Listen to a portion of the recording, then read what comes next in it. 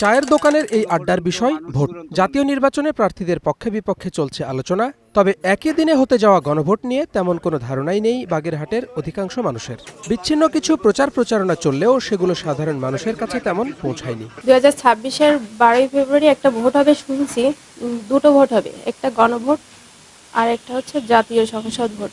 কিন্তু গণভোট সে সম্পর্কে কিছুই জানি না। সোশ্যাল মিডিয়ায় শুনছি যে হা ভোট না ভোট একটা কিছু হবে, কিন্তু এটা কি হয়, হা দিলে কি হবে, না দিলে কি হবে, এটা আসলে আমার জানা নাই। জুলাই সনদ ভোট, হানা ভোট হচ্ছে।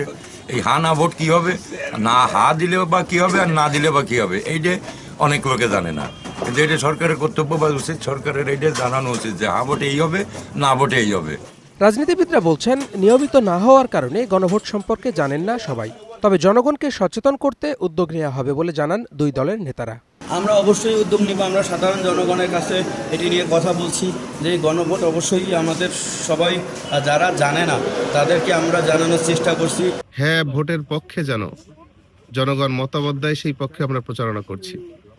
হ্যাঁ ভোটটা হচ্ছে জুলাইয়ের আকাঙ্ক্ষা ধারণ করে যারা, তাদেরকে হ্যাঁ ভোটের পক্ষে রায় দেওয়ার জন্য আমরা আবেদন করছি। রিটার্নিং কর্মকর্তাও বলছেন একই কথা। গণভোট সম্পর্কে মানুষকে জানাতে প্রয়োজনীয় প্রচার চালানোর আশ্বাস দিলেন তিনিও। নির্বাচন কমিশন প্রচারণামূলক বিভিন্ন আমাদের ম্যাটেরিয়ালস দিয়েছে, আমরা সেগুলি প্রচার করছি। এছাড়া বিভিন্ন শিক্ষা প্রতিষ্ঠান, বিভিন্ন উপাসনালয় এবং বিভিন্ন সামাজিক সংগঠনের মাধ্যমে আমরা এগুলো ব্যাপক প্রচারের আয়োজন করেছি। বাগেরহাটের 4টি সংসদীয় আসনে মোট ভোটার 13,61,111 জন। Desk report, star news.